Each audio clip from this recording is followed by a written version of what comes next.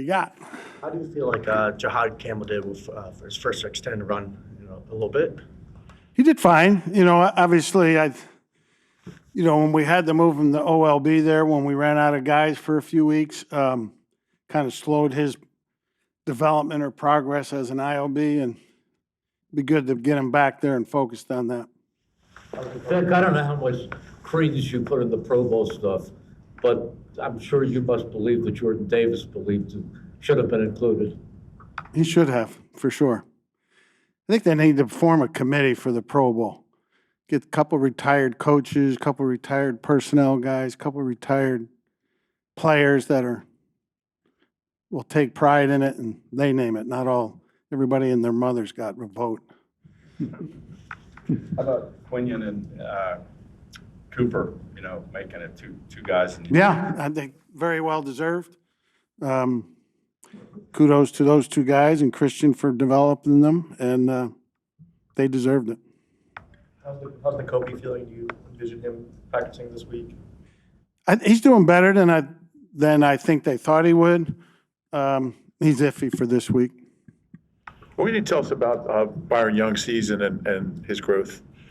Yeah, it's been steady. I think he's gotten better and better as the season has wore on.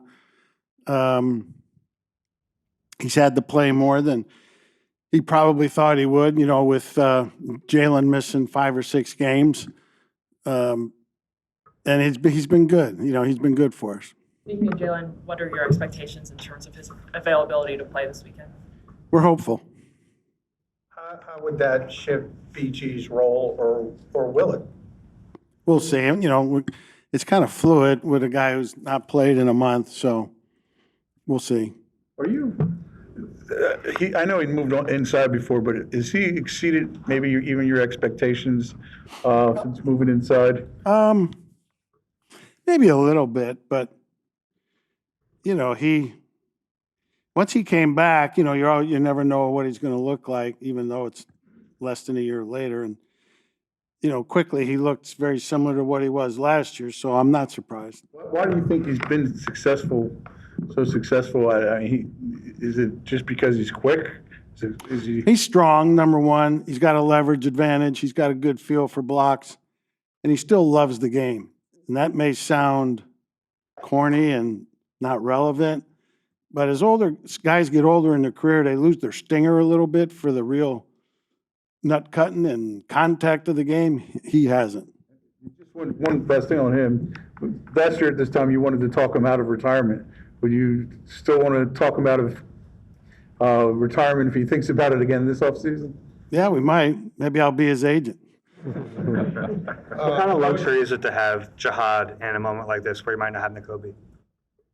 It's good. I think he played the first, 6 or 7 games, and, has played little since, spots.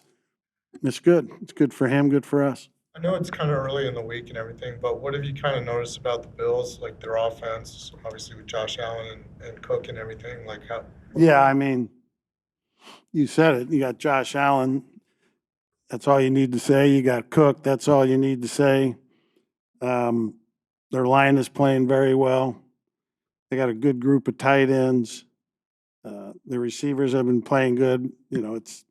They're highly ranked in a lot of key areas on offense, and it's no accident. Before Mariota left the game, you guys did a pretty good job limiting his running opportunities.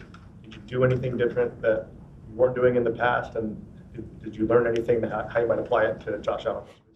Not really. A little bit here and there, but nothing earth-shattering. And Josh Allen is a little different. So unique. Josh Allen? Yeah. Just his size, his speed, his instincts to, when it becomes a scramble game, what he can and can't accomplish. He's hard to tackle. He's so big and elusive.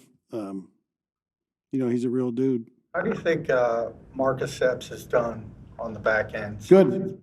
I think he's done good. He's solidified it there. Helps with the communication. He's going to be where he's supposed to be. He's helped. What's the approach maybe to playing time for the starters Sunday after wrapping up the NFC East and maybe locked into the 3 seed? We're going full steam ahead. What's your overview of how the defense has improved like throughout the year this season? Yeah, I think it's good they have improved. Some of that's due, you have some young players that are going to take time to improve. We still have some guys in their second year that are going to keep improving. These guys have worked at it. They're very coachable, and we all enjoy coaching them. We've seen Jordan, Davis, Morjoma, even Byron Young, play well in different spurts. What makes Clint Hurtt such an effective defensive line coach, getting the most out of the entire group? Yeah, Clint's a good technician guy, has a good feel for the game, the overall game, not just the D-line play. Relates good to those guys, and it's one of the reasons I wanted to bring him here.